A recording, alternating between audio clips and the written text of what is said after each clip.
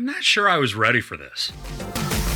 Swarm follows Dre, an obsessed fan of the world's biggest pop star who sets off on an unexpected cross-country journey. Prime Video is dropping a new limited series that takes a fictionalized look at obsession when a rabid superfan of a pop star goes off the rails and loses the plot, leaving a trail of destruction and bodies behind her. Now, Dominque Fishback stars as Dre, and she is absolutely phenomenal in the role. She's shy, awkward, odd, even sometimes sympathetic. And Fishback crafts the character to be mousy and sort of downtrodden, hunching her shoulders and just looking down often to make her appear smaller in stature and personality than she really is. Donald Glover and Janine Nabers created the series, and they have built a world that is unhinged and dark, and incredibly entertaining. Now, I wasn't excited to start the series, mainly because I knew nothing about it. But by the end of the first episode, I couldn't binge the series fast enough. The series is so dark, and yet it's very engaging, especially as we're let into the mind of Dre. Now, she's a super fan of a pop star, as I had mentioned, and she runs a Twitter account for the fans. And the whole scenario, it is just rabid and unhealthy, where the members verbally, socially, sometimes even physically attack anybody who says anything bad about their beloved artist. Now, even though this is a fictionalized account, the story premise has taken some inspiration from the Beehive, a group that loves and idolizes Beyonce.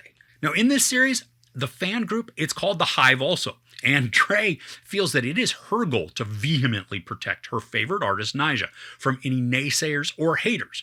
But even though that's an element of the story, what's really at the core is a disturbed young woman who swings in and out of her fantasy world, typically ending in some gruesome violence. And there is quite a bit of violence that's shown, but as gnarly as some of it is, most of it is just off-screen, so that while we see the actions, hear the gore, and then see all the blood splatter, the real meat of the violence is left to our imagination. And it's still very visceral, and it's extremely effective in conveying exactly what's happening. But there are times, too, when the full violence is shown. And when that happens, it's abrupt and brutal. This is presented in a not quite square aspect ratio, but it is close. And then there's grain that's added to give the whole thing a slightly gritty and seedy appearance. And this helps to accentuate and complement the content, since what we're seeing is dark in tone, the dirty feel to the visuals, it adds even more to that ominous feeling. And there's 7 episodes, and they vary in length, only taking as much time as they need to tell each chapter of the story. Now, I really appreciate this, rather than sticking to just a predetermined length that could make episodes either feel incomplete or crammed with filler. The pace of each is moving, but it still retains enough patience to allow the suspense and dread to build up to some gnarly climax. And as this goes along, I think the point of the series is to both highlight what obsession can do and give us a cautionary tale of becoming too invested in a fantasy world. But also, this is kind of like a slice of life type of story. We get to know Dre for the most part, but we're just sort of going along for the ride as she moves from place to place and leaving the wake of devastation in her path. And these almost come across as vignettes because typically as each episode begins, we're in a new time and location. Months have usually passed since the events in the previous episode, so the story will take a few beats to establish what's going on and why Dre is where she is. Now, there is one episode, it's number 6. This one is 100% different in every way to the rest of the series.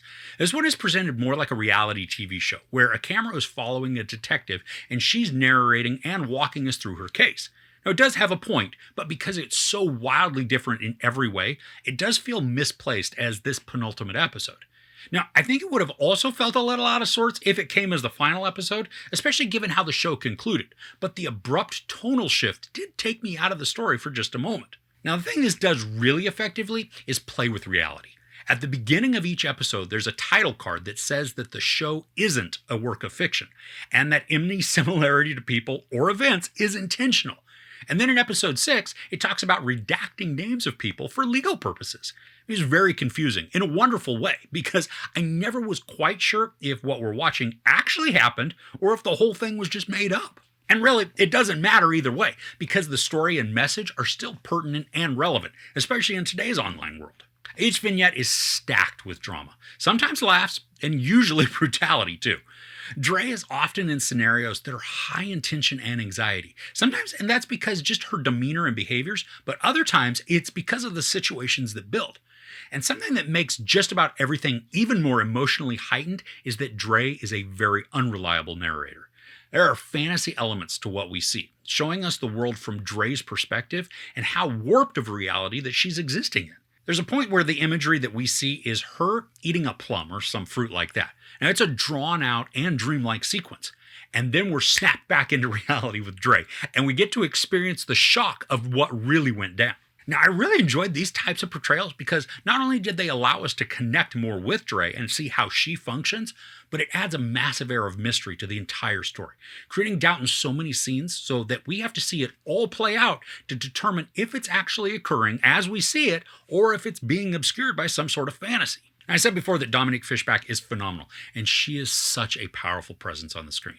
And while I don't think she's ever just a fully sympathetic character, there are times when we can feel for her, even though most of her situations are self-created. We also get some excellent performances from Kiersey Clemons, Atkins Estimond, and Billie Eilish, and all of the supporting cast help to create a vivid world, sometimes making Dre an even more villainous character than she may already be. Now, scenes with Billie Eilish were excellent, and the editing in these sequences was discombobulating in a really great way.